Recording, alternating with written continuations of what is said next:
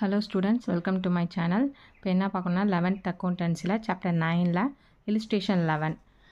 The following errors were located after the preparation of trial balance. Assume that there exists as a suspense account. Pass journal entries to rectify them. என்ன சொல்லியிருக்காங்க, errors வந்து trial balance prepare பண்ணதுக்கு அப்புறம் errors வந்து இருக்குது, நீங்கள் வந்து அதை வந்து ரெக்டிஃபை பண்ண சொல்லியிருக்காங்க. இப்போ ஆஃப்டர் த ட்ரையல் பேலன்ஸ்னால் அவங்க என்ன சொல்லியிருக்காங்க, assume that there exist a suspense account போட்டு அவங்க வந்து ரெக்டிஃபை பண்ண சொல்லியிருக்காங்க. நம்ம சஸ்பென்ஸ் அக்கௌண்ட் எதுக்கு போடுவோம், ஒரு வந்து டெபிட்டோ கிரெடிட்டோ எந்த சைட் டேலி ஆகலையோ சஸ்பென்ஸ் அக்கௌண்ட் ஓப்பன் பண்ணி அதை நம்ம டேலி பண்ணுறதுக்காக சஸ்பென்ஸ் அக்கௌண்ட் ஓப்பன் பண்ணுவோம். ஓகேவா, இப்போது இதை வச்சு நம்ம வந்து சஸ்பென்ஸ் அக்கௌண்ட்டை வச்சு நம்ம ரெக்டிஃபை பண்ண சொல்லியிருக்காங்க. லாஸ்ட் illustration 10 பார்த்தோம்ல, அதே மெத்தட் தான் போட போகிறோம். ஃபஸ்ட்டு இதுக்கு வந்து ஹெட்டிங் எழுதிங்க, ஜேர்னல் என்ட்ரிஸ்குள்ள heading rectifying entries particulars ledger folio debit credit. First டிரான்சாக்ஷனில் என்ன சொல்லியிருக்காங்கன்னா, the total of purchase book was under cast by 100. இப்போது என்ன இருக்குது, பர்ச்சேஸ் புக்கே வந்து ஃபுல்லாக வந்து அண்டர் கேஸ்ட் அப்படின்னா 100 வந்து கம்மியாக இருக்குது. இப்போ அண்டர் கேஸ்ட் வந்தாலே என்ன போடுவோம், ஒரிஜினல் மெத்தட் போடுவோம். ஓவர் கேஸ்ட் வந்தால் தான் ஆப்போசிட் மெத்தட் போடுவோம். இதில் ஒரிஜினல் மெத்தட் என்ன வரும், இந்த பர்ச்சேஸ் புக் என்ட்ரிக்குனா purchase account data to cash அப்படின்னு வரும். அதே ஒரிஜினல் என்ட்ரி தான் போட போகிறோம். அந்த கேஷ் உள்ள இடத்துல பர்ச்சேஸ் புக் வரும், கேஷுங்க உள்ள இடத்துல சஸ்பென்ஸ் அக்கௌண்ட் போட்டு நம்ம ரெக்டிஃபை பண்ண போகிறோம்.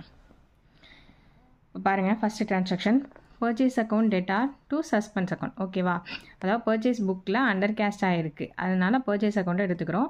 ஆப்போசிட்குள்ளே தான் நம்ம என்ன பண்ண போகிறோம், சஸ்பென்ஸ் அக்கௌண்ட் போட்டு ரெக்டிஃபை பண்ண போகிறோம். அப்போது டு சஸ்பென்ஸ் அக்கௌண்ட் எவ்வளவு 100 கம்மியாக இருக்கிறதுனால 100. நரேஷன் வந்து under casting of purchase book rectified. Next transaction பாருங்கள், the total of the discount column on the debit side of cash book 575 were not posted. அதாவது டிஸ்கவுண்ட் காலமில் டெபிட் சைடில் உள்ள டிஸ்கவுண்ட் காலமில் அவங்க வந்து 575 போஸ்ட் பண்ணவே இல்லை. ஓகேவா, போஸ்ட் பண்ணாமல் ஒமிட் பண்ணிட்டாங்க. அப்போது இதுவும் அண்டர் கேஸ்ட் மெத்தட் தான். அப்போ ஒரிஜினல் மெத்தட் தான் போடுவோம். ஒரிஜினல் மெத்தட் டிஸ்கவுண்ட் காலம் எங்கே வரும், டெபிட் சைடு தான் வரும். ஓகேவா, ஆப்போசிட்டில் கேஷ் காலம் வரும். அதுக்கு பதிலாக நம்ம என்ன பண்ண போகிறோம்னா சஸ்பென்ஸ் அக்கௌண்ட் போட போகிறோம். Discount allowed account data to suspense account. Omission to post the total of discount allowed. இப்போ now rectified. எவ்வளோ போஸ்ட் பண்ணாமல் விட்டுட்டாங்கன்னா 575. ஓகேவா, சம் புரியும்னு நினைக்கிறேன். நெக்ஸ்ட் டிரான்சாக்ஷன் பாருங்கள், the total of one page of sale book 5975 were carried forward to the next page 5795. அதாவது first பேஜில் sales புக்கில் 5975 என்ட்ரு பண்ணியிருக்காங்க. ஆனால் நெக்ஸ்ட் பேஜ் அவங்க ட்ரான்ஸ்ஃபர் பண்ணும்போது அதை 5795 சொல்லிட்டு அண்டர் கேஸ்ட்டில் போட்டிருக்காங்க. இதை விட இது கம்மியாக போட்டுட்டாங்க.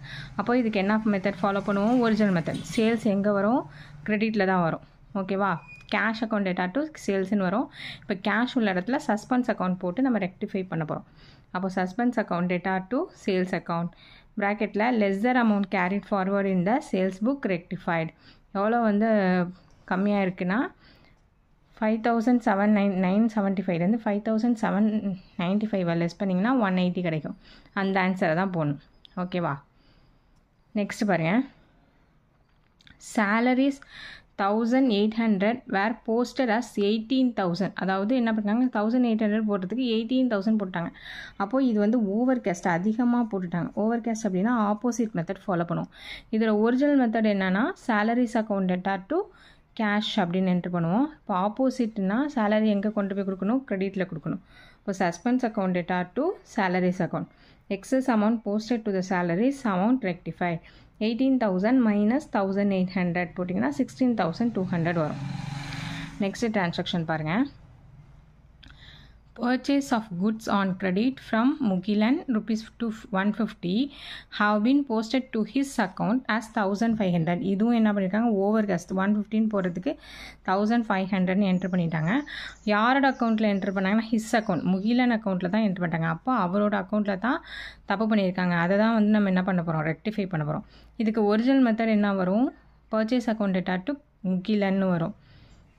ஓகேவா, இப்போது என்ன பண்ண போகிறாங்க, ஓவர் கேஷ் இருக்கிறதுனால ஆப்போசிட் சைடு முக்கிலன் கிரெடிட்டில் இருந்தவர் டெபிட்டில் வந்துடும். Mukilan account data to suspense account அப்படின்னு சொல்லிட்டு போட போகிறோம்.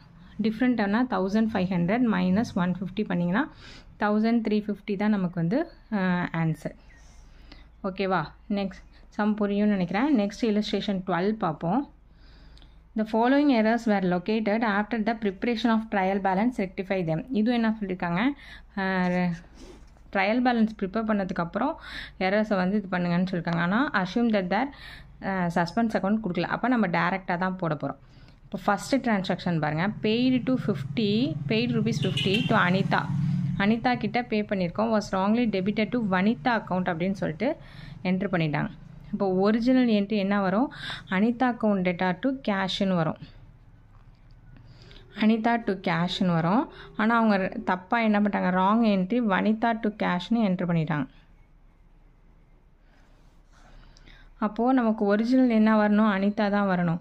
அப்போ அனிதாவை அதே டெபிட்டில் வச்சுட்டு நம்ம தப்பு பண்ணது யார், வனிதான். அப்போ Anitha account data to Vanitha account 50 entry பண்ணிடுங்க. நரேஷனில் amount paid to Anitha wrongly debited to Vanitha account now rectified. ஓகேவா, சம் புரியுதா? நெக்ஸ்ட்டு ட்ரான்சாக்ஷன் பாருங்கள், sale of furniture for ₹500 was credited to sales account. அதாவது ஃபர்னிச்சரை சேல்ஸ் பண்ணியிருக்காங்க, ஒரு அசட்டை சேல்ஸ் பண்ணியிருந்தாங்கன்னா நம்ம என்ன போடணும், அந்த அசட்டோட நேம் தான் போடணும், அசட்டோட அக்கௌண்ட்டில் தான் போடணும். இப்போ furniture account data to sales account வரும். ஆனால் அவங்க என்ன பண்ணிட்டாங்கன்னா கிரெடிட் சேல்ஸில் கொண்டு போய் பண்ணிட்டாங்க. ஓகேவா, சேல்ஸ் அக்கௌண்ட்டில் போய் கிரெடிட் பண்ணிட்டாங்க. இது ஆப்போசிட்டில் எப்படி வரணும்,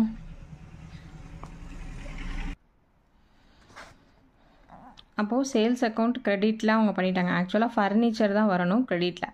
அப்போது இதை தப்பு பண்ணது என்னது, சேல்ஸ் டு சேல்ஸ் அக்கௌண்ட்டை கிரெடிட் பண்ணிட்டாங்க, கேஷ் டு சேல்ஸ்ன்னு.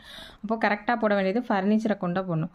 அதனால் என்ன பண்ணணும், ரெக்டிஃபை பண்ணும்போது sales account data to furniture account ப்ராக்கெட்டில் sale of furniture wrongly credited to sales account now rectified. எவ்வளோ, 500.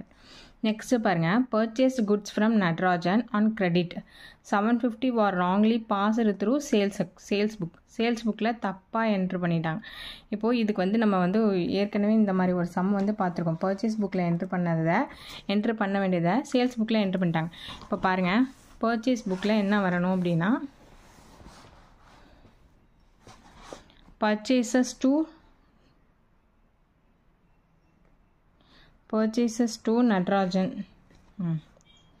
நட்ராஜன் வரணும். ஆனால் சேல்ஸ் டு நட்ராஜன் என்ட்ரு பண்ணிட்டாங்க. ஓகேவா, இது ராங் என்ட்ரி, இது கரெக்ட் என்ட்ரி. இப்போ இது எப்படி ரெக்டிஃபை பண்ணணும் அப்படின்னா அவங்க வந்து என்ன பண்ணிட்டாங்க, நட்ராஜன் டு சேல்ஸ்ன்னு வரணும். இங்கே ராங் என்ட்ரி எப்படி பண்ணிட்டாங்க, நட்ராஜன் டு சேல்ஸ்ன்னு பண்ணிட்டாங்க. இப்போது இந்த நட்ராஜன் டு சேல்ஸை வந்து ரெக்டிஃபை பண்ணோம்னா ஆப்போசிட்டில் கொடுத்தோம் அப்படின்னா நமக்கு வந்து இந்த என்ட்ரி வந்து ரெக்டிஃபைடும். அப்போ ஏற்கனவே பர்ச்சேஸ் புக் இதுதான் கரெக்டு, பர்ச்சேஸ் அக்கௌண்ட் டேட்டார். இதை வந்து என்ன பண்ணணும், அப்படியே தலைக்கீழே போடணும். சேல்ஸ் அக்கௌண்ட் டேட்டார், 2 தடவை நட்ராஜன் இருக்கா, 2 நட்ராஜனையும் இங்கே சேர்த்து ஆட் பண்ணிட வேண்டியதான் அமௌண்ட்டை. ஓகே, புரியும்னு நினைக்கிறேன். பாருங்கள், செம்ம பாருங்கள். Purchase account டேட்டார், sales account டேட்டார். அப்போ பர்ச்சேஸ் அக்கௌண்ட்லேயும் 750, சேல்ஸ் அக்கௌண்ட்லேயும் 750. இப்போ நட்ராஜன் அக்கௌண்ட்டில் ரெண்டுத்தையும் ஆட் பண்ணி 1500 சொல்லிட்டு போடணும். இந்த மாதிரி ஒரு டிரான்சாக்ஷன் வந்து நம்ம ஏற்கனவே ஒரு இல்லுஸ்ட்ரேஷனில் பார்த்துருக்கோம். Purchase from Natarajan wrongly passed through sales book now rectified. Next பாருங்கள், wages ₹1000 paid on erection of machinery. அதாவது மெஷினரி வந்து நம்ம வாங்கும்போது அதுக்குள்ளே எரெக்ஷன் சார்ஜஸ்லாம் இருக்கும். அதை வந்து என்ன பண்ணணும், மெஷினரி அக்கௌண்ட்டில் டெபிட் பண்ணுறதுக்கு பதில் வேஜஸ் அக்கௌண்ட்டில் டெபிட் பண்ணிட்டாங்க ராங்கா.